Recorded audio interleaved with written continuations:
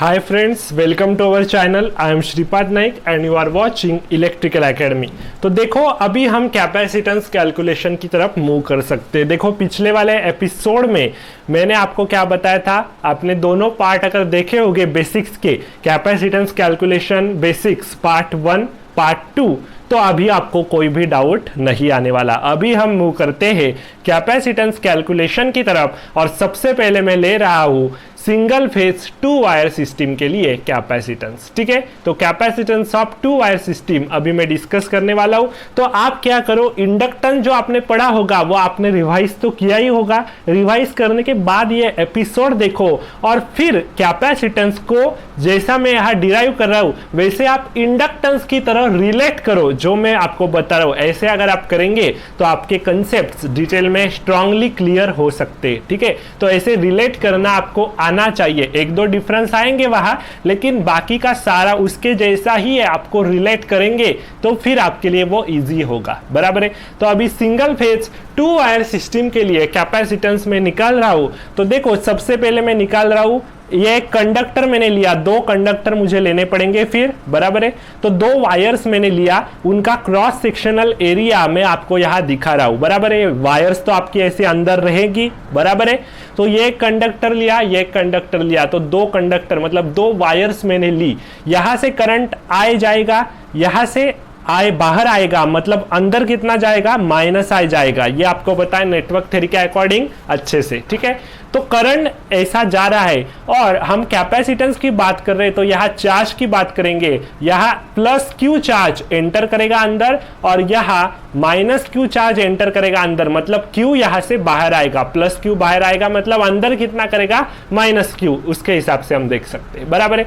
तो 2 कंडक्टर मैंने लिया, इसमें चार्ज है प्लस क्यू और इसमें चार्ज है माइनस क्यू। बराबर है। और उनका दोनों का रेडियस होता है आर। ठीक है, दोनों का रेडियस सेम होता है, लेकिन अभी हम मानते हैं इसका R1 है और इसका R2 है, बाद में हम इक्वल कर देंगे। ठीक है, उसमें कोई बड़ी बात नहीं है। इसका रेडियस है R1, इसका रेडियस है R2 और दोनों के बीच में डिस्टेंस है आपका D डिस्टेंस। ठीक है, ऐसे इंडक्टेंस जब हमने निकाला था वहां भी हमने ऐसा ही किया था। तो अभी हमें यहाँ कैपेसिटेंस निकालना है, यहाँ सिंगल फेज 2 वायर सिस्टम में कैपेसिटेंस निकालना है। तो कैपेसिटेंस निकालना है तो आपके पास ये ऐसे 2 वायर्स है। बराबर है। तो ये 2 वायर्स में यहाँ दिखा रहा हूं, यहाँ उसका क्रॉस सेक्शनल एरिया मैंने आपको दिखाया था। तो 2 वायर के बीच में आपको ये कैपेसिटेंस निकालना है। ये अगर आपका वायर ए और ये वायर बी है तो 2 वायर है, 2 वायर के बीच में कैपेसिटेंस आप यहाँ निकाल रहे हैं CAB। तो हमें 2 कंडक्टर में यहाँ कैपेसिटेंस कितना है वो हम निकाल रहे हैं। तो ये जो चार्ज आपका होता है, ये जो चार्ज मैंने आपको शो किया है वो सिर्फ आपका आउटसाइड होता है कंडक्टर के इनसाइड में कोई भी इलेक्ट्रिक फील्ड एग्जिस्ट नहीं करती। ये बेसिक्स आपने 12th स्टैंडर्ड में पढ़ा था, आपको याद आ रहा होगा अच्छे से। ठीक है, याद तो आना ही चाहिए। अगर याद नहीं आ रहा है तो फिर आपने वहां भी रट्टा का इस्तेमाल किया था। ठीक है, ऐसा मैं कह सकता हूं। ठीक है, तो ये जो चार्ज आपका होता है ये आउटसाइड ही आपका एग्जिस्ट करता है। चार्ज आपका आउटसाइड एग्जिस्ट करता है सिर्फ क्योंकि electric field inside the conductor 0 होती है। गॉस लॉ के हिसाब से आपने वो देखा होगा, गॉस लॉ आपने पढ़ा होगा, वहां इलेक्ट्रिक फील्ड इनसाइड कोई होती है क्या, नहीं, वो सिर्फ आउटसाइड एग्जिस्ट करती है। तो चार्ज भी आपका आउटसाइड आएगा, इनसाइड नहीं आएगा, क्योंकि चार्ज आपका इलेक्ट्रिक फील्ड पर डिपेंड होता है। लेकिन वैसे ही हमने मैग्नेटिक फील्ड का जब देखा इंडक्टेंस का तो वहां हमने क्या देखा, इंडक्टेंस में मैग्नेटिक फील्ड आपकी इनसाइड भी प्रेजेंट रहती है, आउटसाइड भी प्रेजेंट रहती है। इसीलिए हमने फ्लक्स लिंकेज इनसाइड भी निकाला, फ्लक्स लिंकेज आउटसाइड भी निकाला और फिर दोनों को ऐड करके हमने निकाला कि इंडक्टेंस क्या होगा उस कंडक्टर में। लेकिन यहां तो हमारे लिए बहुत ही इजी हो गया क्योंकि गॉस लॉ के हिसाब से हमें पता है कि electric field inside the conductor क्या होती है, 0, कुछ नहीं होती। तो अंदर कोई चार्ज होगा ही नहीं, बाहर इलेक्ट्रिक फील्ड एग्जिस्ट करती है सिर्फ, तो बाहर ही सिर्फ चार्ज आएगा, कंडक्टर के बाहर ही चार्ज आपका यहाँ एग्जिस्ट करता है आउटर पोर्शन में। यहाँ तो कोई चार्ज एग्जिस्ट करेगा ही नहीं इनसाइड। तो अभी हमें इलेक्ट्रिक फील्ड सिर्फ आउटसाइड द कंडक्टर निकालनी है, आउटसाइड द कंडक्टर हमें निकालनी पड़ेगी क्योंकि इनसाइड वो 0 है। तो अभी देखो वोल्टेज हमें निकालना पड़ेगा फर्स्ट कंडक्टर के कारण डिस्टेंस R1 पे। ये जो R1 डिस्टेंस है इस पे हमें वो निकालना पड़ेगा, पोटेंशियल डिफरेंस। बराबर है। ऐसा क्यों? क्योंकि देखो हमें निकालना क्या है, हमें निकालना है कैपेसिटेंस CAB, हमें निकालना है लाइन टू लाइन कैपेसिटेंस हमें निकालना है। ऐसा हम बोल सकते हैं, ये दो लाइन ही तो है, तो सिंगल फेज 2 वायर है, लाइन टू लाइन कैपेसिटेंस हम निकाल रहे हैं, ऐसा मैं बोल सकता हूं। तो CAB कैपेसिटेंस हमें निकालना है, और कैपेसिटेंस क्या होता है, Q/V रहता है। तो वोल्टेज VAB भी आपको पता होना चाहिए, इनके बीच में कुछ पोटेंशियल डिफरेंस आएगा वो आपको पता होना चाहिए, तो फिर हम CAB कैपेसिटेंस निकाल सकते हैं इन दोनों के बीच का। तो हमारा फर्स्ट टारगेट क्या है, हमें ये VAB निकालना पड़ेगा, वोल्टेज VAB हमें निकालना पड़ेगा पहले। तो आपको पता है कि VAB अगर आपको निकालना है वोल्टेज, मतलब पोटेंशियल डिफरेंस VAB हमें निकालना है, पोटेंशियल डिफरेंस है ये, तो वो कैसे निकालेंगे, potential VA minus potential VB।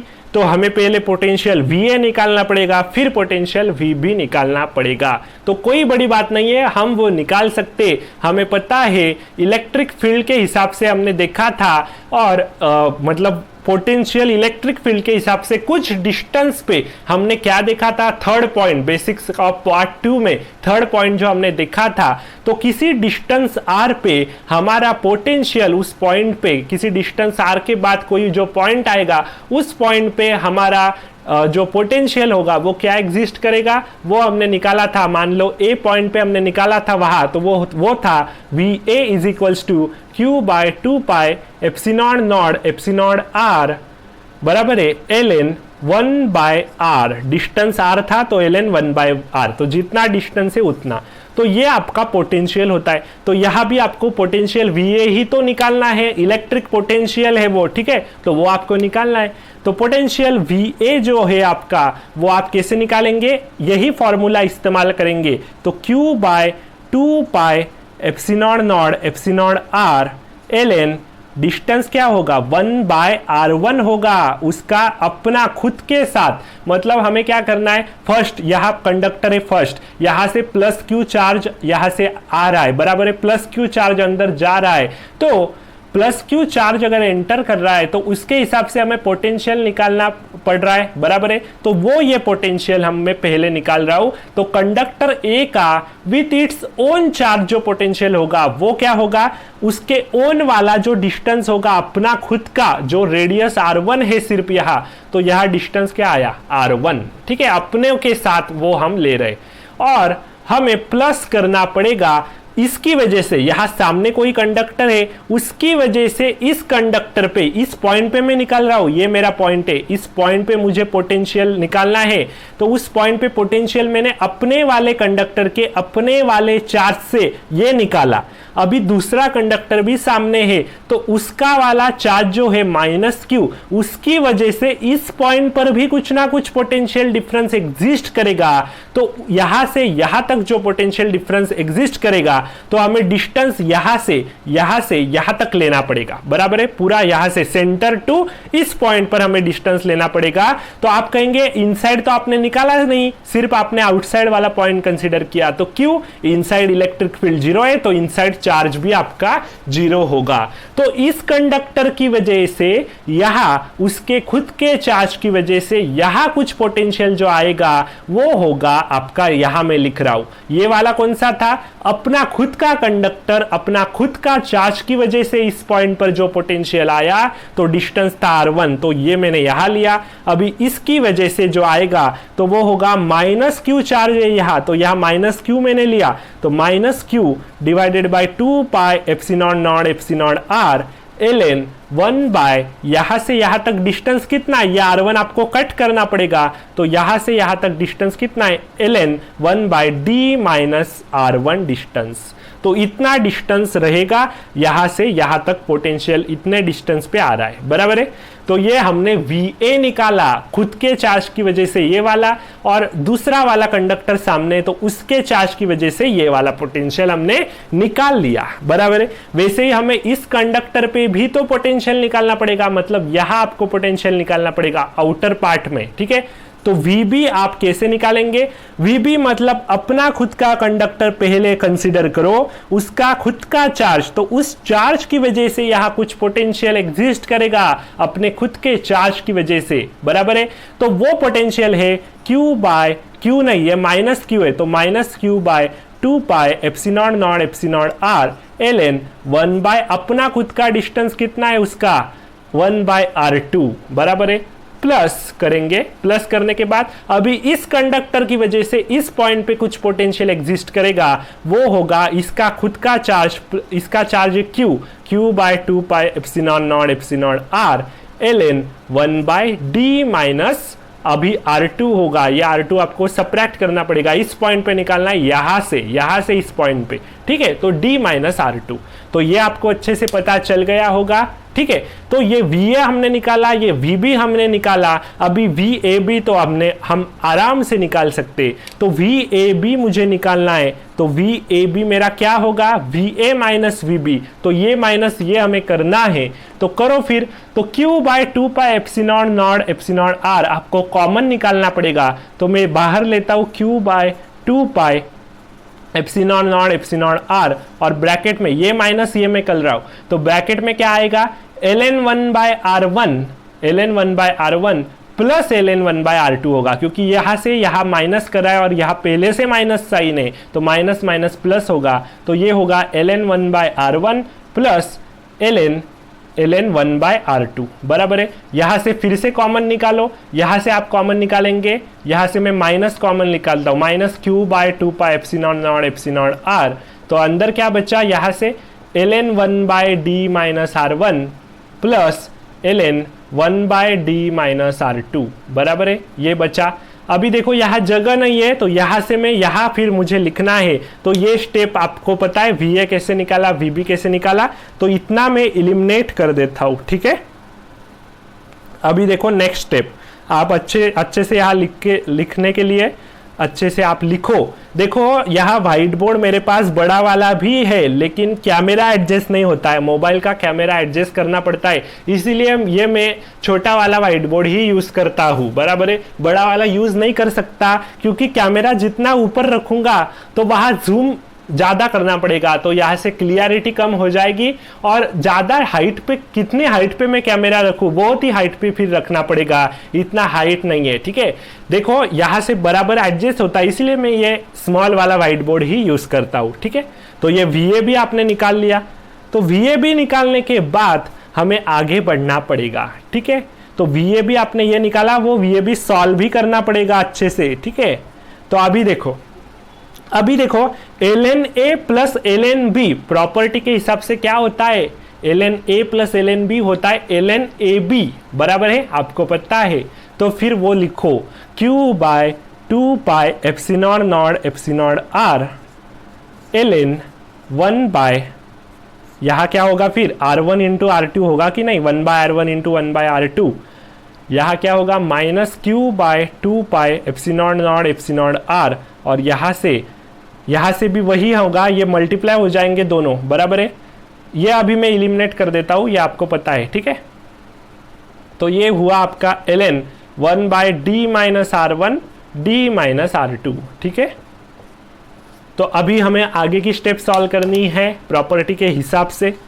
अभी देखो यहाँ से हम क्या Q बाय 2 पाई एप्सिलॉन और कॉमन निकाल सकते, तो निकाल लो कॉमन, तो VAB is equals to Q by 2 pi epsilon naught epsilon R मैंने कॉमन निकाल लिया बराबर है। तो यहाँ अंदर क्या बचा, यहाँ अंदर बचा ये माइनस है, तो आपका ln A minus ln B क्या होता है, ln A बाय B होता है, तो ln A बाय B वो आपको पता है रूल।